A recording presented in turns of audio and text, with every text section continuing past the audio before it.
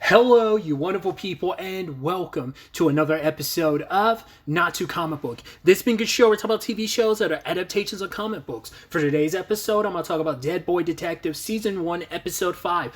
Great episode. A lot of really interesting things went down in this episode, so let's break it down. Well, first and foremost, once again, we are continuing hey, everyone's got their baggage that they're taking into the next case. Because I was wondering whether or not Charles and Crystal went on, but it's no, we snogged, we made out, but it's right, Crystal wants to take a step back because it's right, she's still dealing with the David stuff, hard to keep him out of her head, and figuring out stuff between her and Charles because she likes him, but it's also not really the right time to be in a relationship, especially a relationship with a ghost. That's a whole complicated thing in itself on any normal basis, but with everything else I'm going through, everything you're going through with your deep-seated anger issues, which you're right to be angry, but you've had 30 years. Well, I mean, I'm sure all that anger was there when you were, I don't know, who knows that anger was very beneath the surface when he was alive, but obviously 30 years of resentment of not being able to do anything with that anger towards your father,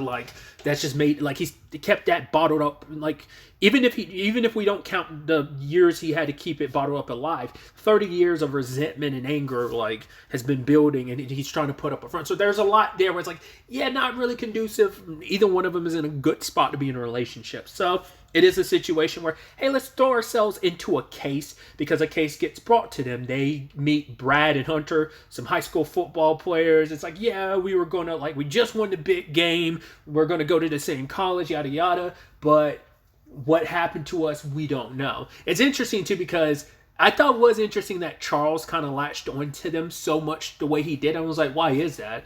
Because I don't know if Charles was a jock himself. His friends seemed jockish. The same friends that basically murdered him. Yeah, so that's what I thought was kind of interesting.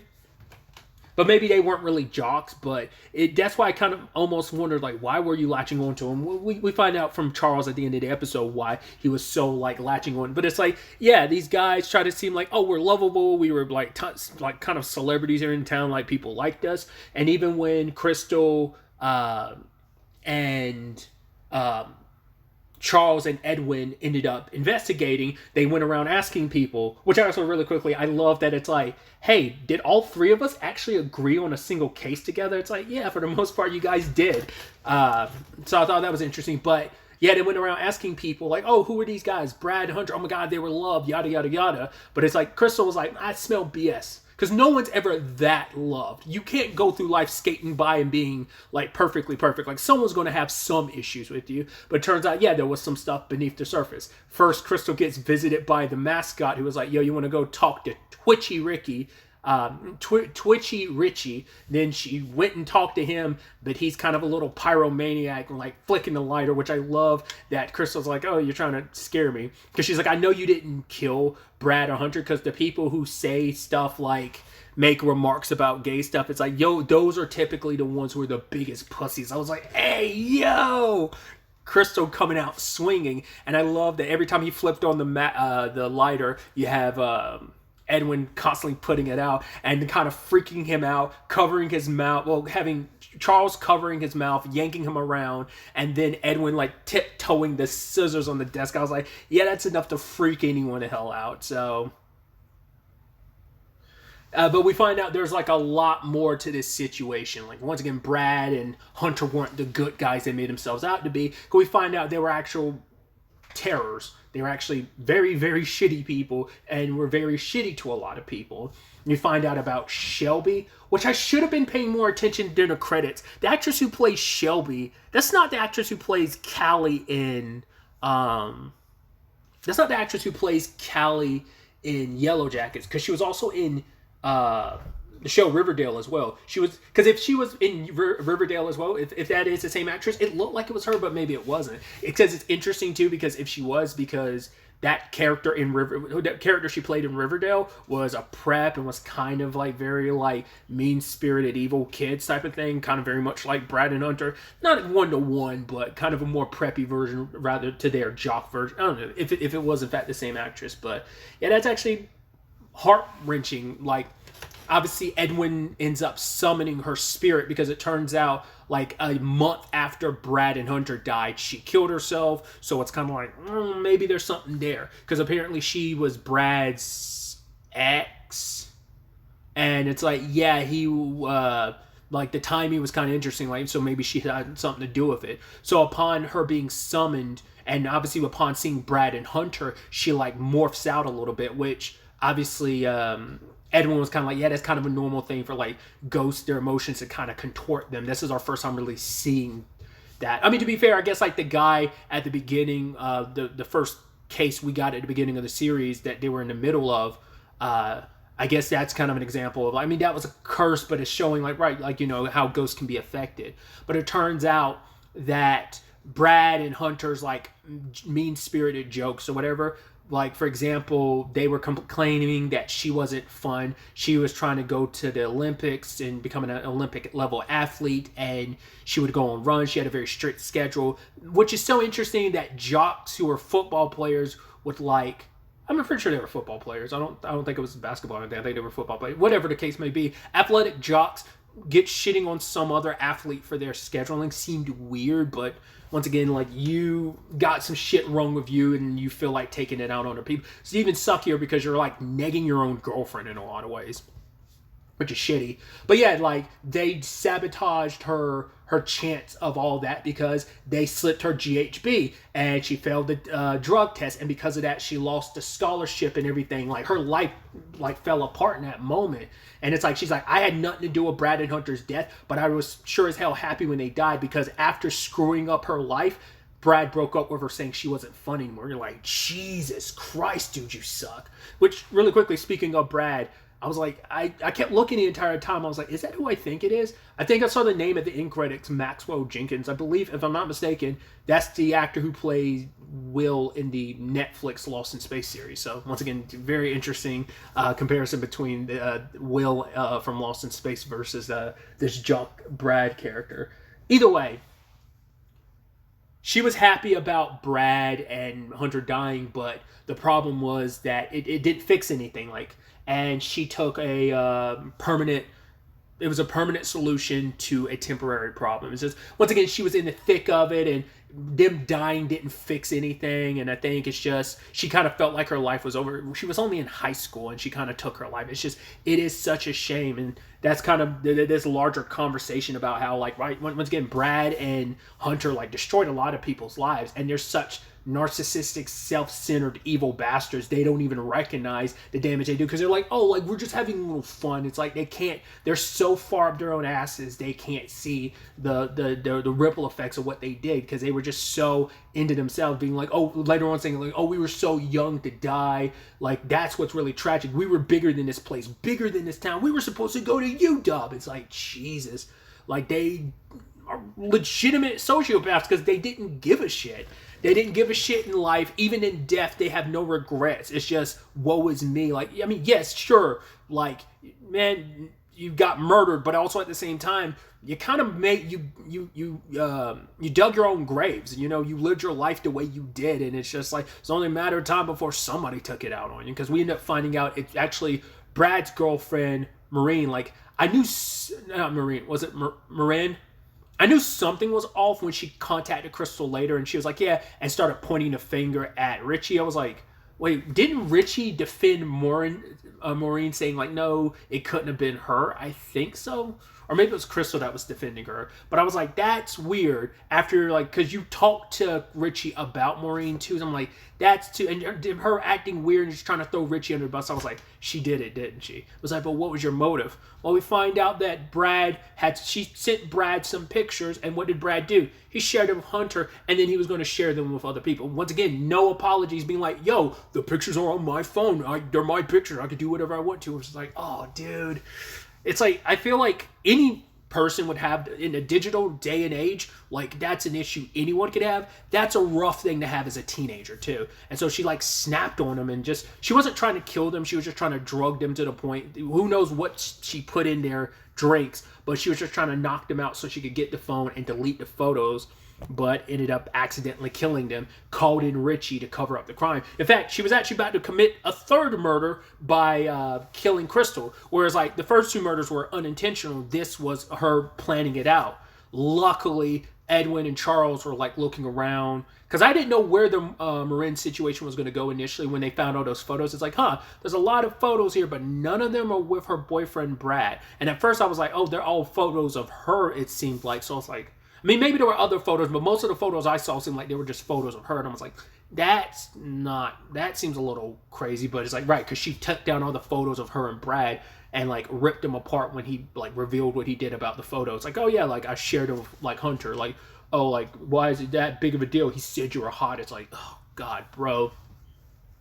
I mean, I think that's an interesting through line of like, once again, they seem like victims, and then you realize as the episode goes on, you're like, oh wow. As the episode, literally by the end of the episode, you're like, wow, they are big pieces of shit. Like, you know, it's like you start off sympathetic to them, like, oh, what happened to them, and then all of a sudden you're like, well, they got what they deserved for being shitty people. But even Marin kind of recognized, like, I recognize, like, what I did was so wrong. I didn't mean to do it. And she's like, oh, my God, I was about to do it again. Because Richie called me and he told me that you talked to him about me. She had actually explained, like, previously why Richie would have such beef with them, which is, in fact, the reason why Richie was so okay with helping her dispose of the bodies and planted evidence to make it seem like, oh, they just drunk themselves to death. It turns out that like they got him addicted to like a certain drug or whatever, and once again they destroyed so many lives and didn't care. Because that's interesting too, because you go back to like what I was bringing up earlier, how Crystal was saying like no one talked bad about them. It's probably a thing of some people just didn't know because some of it was whispers, but also it's like, well, they died a couple months ago, like kind of feels shitty to talk about the dead now, like what can we do? So it's like, well, why stain their memory? I think there's that element of it, but also maybe they were kind of like, they kind of played it up like, yeah, so many people were so sad when we died. So it's kind of like maybe they were kind of somewhat town heroes type of thing. Because even the fact is that the school that Nico went to was rivals with the school that they went to. And she was like, yeah, everyone was so brokenhearted about Brad and Hunter. Like, despite me going to a different school and because we were rivals with that school, even I knew about the Brad and Hunter thing. So they're big time enough celebrities in town that it's like you probably don't want to be bad mouthing them. We have no idea about the parents of it all because that was an element that was never really touched on in the show. I mean, obviously it wasn't relevant to the case, but still, you know, who knows if like their parents are still in town or something like that. So there's just a lot to that, which is just kind of, it's just a very tragic tale. Like even Edwin had made a remark about like, yeah, it's kind of a little unsatisfying because it's like, oh, let's give Brad and Hunter the truth about what happened to them. It's like, there was no kind of happy ending bow on it. It's like, no, Richie and Maureen are going down for this. Doesn't change the fact is that Shelby killed herself. And it's just like, they left so much wake and destruction, so much destruction, pain and destruction in their wake. And once again, they didn't care. And like I said, it's just interesting how this storyline and through line connects with, obviously, like, it makes Crystal feel a certain way with everything going on with Brad because their behavior, like, she's so quick to be like, yeah, they suck. To be fair, she kind of already had an inkling, but after Shelby's story, it's like, oh, they suck. But you had Charles defending them, and now it's like, okay, so Charles is like, oh, you're looking at not every guy is your demon ex-boyfriend. And she's like, yeah, but here you are defending them, but you're just the guy that's with the happy disposition who's hiding the fact is that you have deep-seated anger issues. Me and Edwin have to walk on eggshells when we want to scream at you like, yo, what the fuck? You like the way you popped off on the night nurse last episode.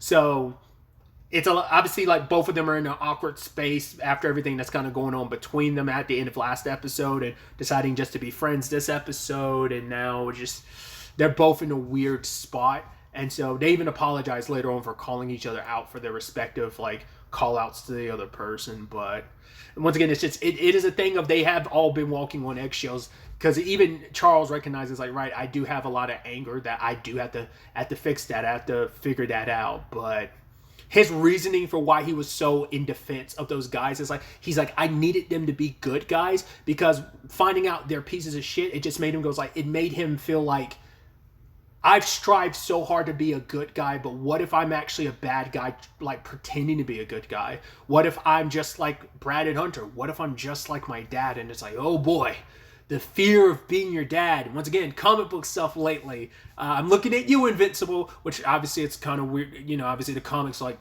isn't the comic like 20 years old at this point? Didn't it start like 2003 or something like that? Or at least, yeah, it started then maybe. I don't know, but it's like, yeah, I can at least say in reference to, because obviously like season 2 like came out like and finished up like a month or two ago, so you know it's still in the zeitgeist enough to, you know, kind of draw that comparison. But yeah, that fear of being your dad, and it's like, what if I'm a bad guy like my dad? I mean, like, what if that's in me and he's scared of who, like, which it's this through line for all of them, trying to figure out who they really are. Charles, I think, has kind of really dealt with that his entire existence as a ghost. Like, yeah, but what if that's me, and he's able to bury it for so long? But even Edwin has that line of, once a secret's out, it's hard. Once something's known, it's hard to kind of like put the genie back in the bottle. As I've used a comparison before of the metaphor of like, yeah, it's like a mask. The mask is slipped and he can't put it back on his face perfectly anymore. Like, the illusion's been destroyed, and now it's like we've seen what's underneath Charles, and you putting on like this fake happy disposition, in fact, scares us even more, because you could end up popping off at any moment. But once again, Edwin's dealing with his own circumstances of figuring out who he is. Obviously, it's even more apparent with Crystal of her literally trying to figure out who she is. So, also really quickly, I guess we kind of finally get a look at what happens when souls get dragged to hell in the afterlife, because we saw what happened to Brad and Hunter. They got snatched up by some tentacles. It's interesting. So like Death does it, because that's interesting, because like I guess when it comes to ferrying souls to the afterlife,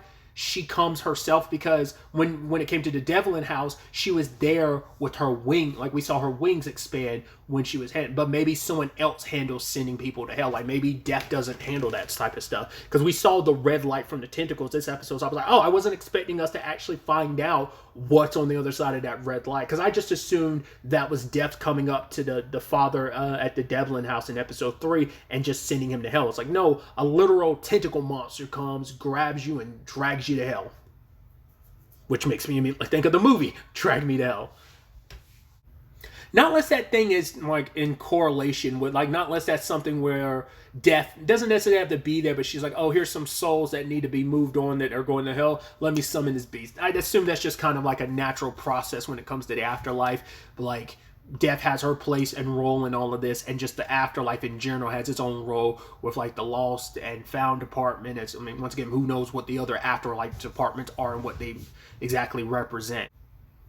So as I was bringing up before, the whole Edwin thing of figuring stuff out on his front is specifically, it's figuring out his feelings, because the moment he hugs Charles, because he's like, yo, like, I've been to hell. I've been with the worst people for 70 years in hell, and you are like the best person I know, Charles. And Charles hugs him, but in that moment you see that look on Edwin's face, like he doesn't know what to do. And I'm like, yep, you're in love with your best friend, and you just don't know how to do that. And he even talks about it with Monty later on of, hey,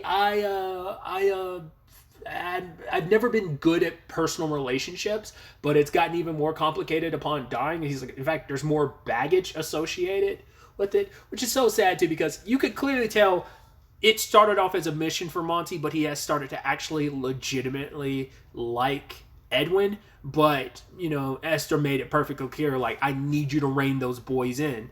I mean, to be fair, he's supposed to be getting close to both of them, but he's specifically only getting close to Edwin. You know, because he started falling for Edwin.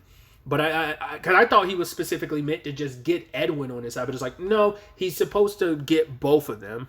I thought it was interesting, too, when he references Lilith. That was kind of like a trigger for Esther. It set her off, because she's like, yo, don't bring up that witch's name. Which I don't know if I remember bringing this. I didn't bring this up last episode. Asha having a picture of Lilith, because I think I talked about it a little bit, but didn't go to the point of, maybe I talked about it, I don't remember. But part of me was wondering, like, are we going to find out Asha is actually Lilith? It's actually interesting too, because it's like, yeah, because I was about to say, I was like, oh yeah, Lilith, because of the Lucifer, and I'm like, well, yes, because Lucifer, like, even though like the TV show is kind of its separate thing, obviously that is pulling from the Sandman comics, so. Which is so interesting because you're like, well, because these shows are connected, like whoever they potentially cast as Lilith, you can only assume like if Lilith plays any role in the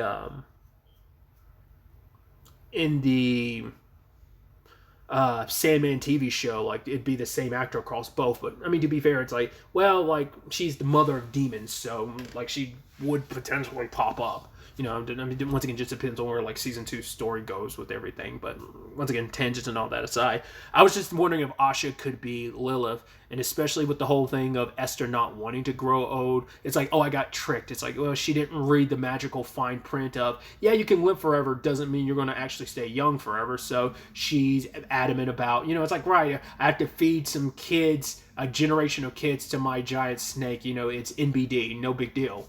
So.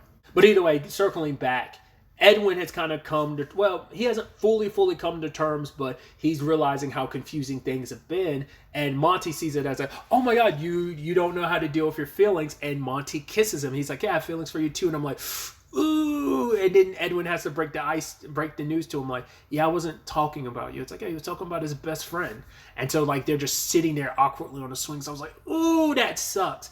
What's interesting too is obviously you have the cats that are following all of the crew, but mainly keeping an eye on Edwin. Both of their, I like that. I think it was like one cat's right eye and the other cat's left eye, and then like it fades to black and you see the eyes together like that. I was like, oh, I like that imagery for that. But it's like, yeah, the Cat King is always watching. So how does he feel about that? Is he going to interpret that as like, oh, do you have feelings for me? I mean, to be fair, he transformed into Charles last episode, so he's got a good inkling about Edwin. So that's going to complicate things because Edwin's like, yeah, let's worry about your issues first, Charles, before we even kind of get to mine, because I don't want to, you know, admit the fact is I'm secretly in love with my best friend. It's understandable. Like it's probably more likely to happen in a lot of cases. I mean, especially when you are bound together for 30 years as partners, like eventually, like, you know, some feelings is understandable would bubble to the surface, especially when Edwin had to live a life that was kind of repressed. He was kind of like, right, you weren't kind of supposed to like really show your feelings, you know?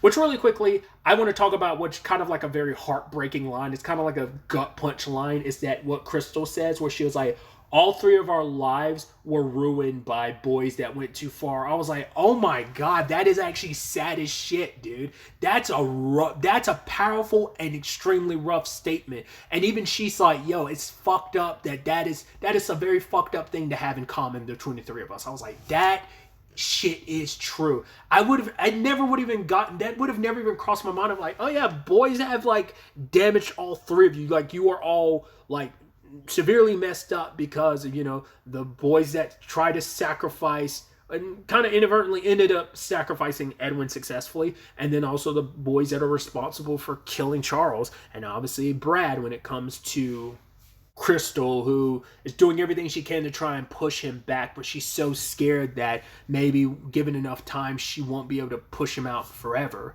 You know, it's like, right, especially because he holds all the answers and he's so desperate to get back with her. It's like, right, like you can finally be free. It's like there's something he's getting out of it. The reason why he does, like, why you got bounced from the body, move on. You could find a different host, but it's kind of like a supernatural Lucifer thing, or even Michael thing of, I found the host that fits just right, and I don't want to let them go.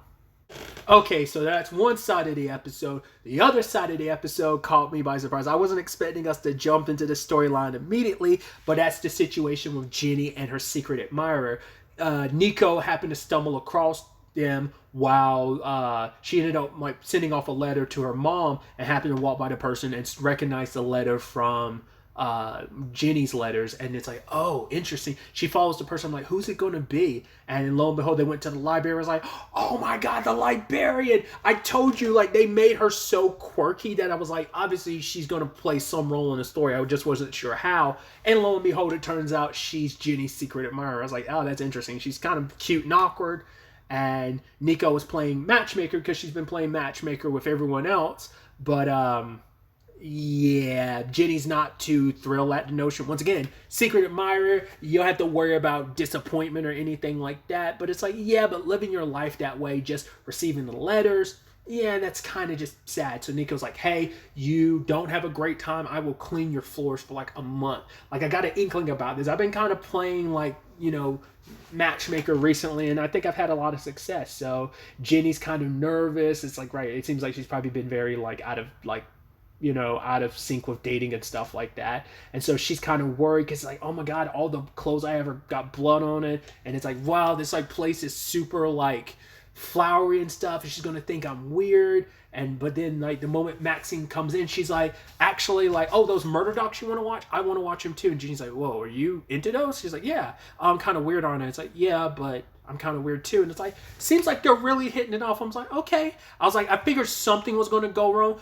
I legitimately thought it was going to be something where like maybe Ginny was going to self-sabotage herself to some extent and it wasn't going to work out. But I'm like, no, it seems like we're doing good. I mean, they would start throwing out some of those red flags early on where it's just like, oh, like, yeah, like, because it's like, oh, she does like a thing by the docks with the fishes. It's like, oh, how do you know about that? And she's like, I go running. I'm like, that already was kind of like no, she's lying because it's most likely a thing of she actively goes to the docks because she knows that you're going to be there, just an excuse to see you. But I'm like, all right, I'll let that slide. And it seemed like they had a really sweet moment. It seems like everything's kind of hitting it off. And it's just like, oh, here I am talking about me all the time. Like, let me ask you about you, Maxine. And she's like, oh my God, I'm so sorry. Like, this is just the way I am. And it's like, can I ask you something? And it's like, can I just kiss you? I'm like, wow. I'm like, okay. I was like, well, there's still room for things to kind of take a bad turn. It's like, and then, and then we had the turn, which was kind of unexpected, where it's like, yeah, and then like, wearing like your nightgown to sleep, and it's like your oversized nightgown to sleep, and it's like, I caught that too, because the moment Jenny was like, whoa, I was like, how the fuck do you know what she goes to sleep in? And it's like, oh yeah, because like, this is going to be kind of funny, but, the alleyway, like, from back there, like, I can kind of see into your room at night. And then sometimes when you're watching stuff, I like to sync up to it on my laptop. It's like I'm, missing some parts, but, I like just to imagine what your pillow smells like. I'm like, oh my God, I'm going to find out tonight. I'm like, some of that is super sweet outside of the context in which these things are happening. I was like, oh, cool. So Maxine's crazy. Which, I'm like, she's going to be mad at Nico because she literally, and she even brings it up to Crystal, I told you only a sociopath or psychopath writes stuff on stationery paper like that.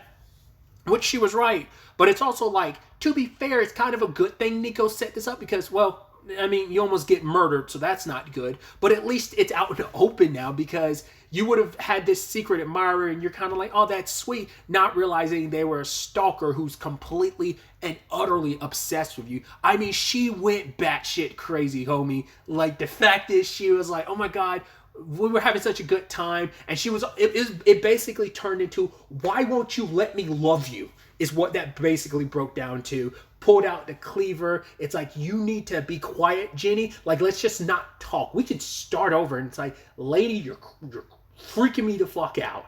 Yo, that was insane.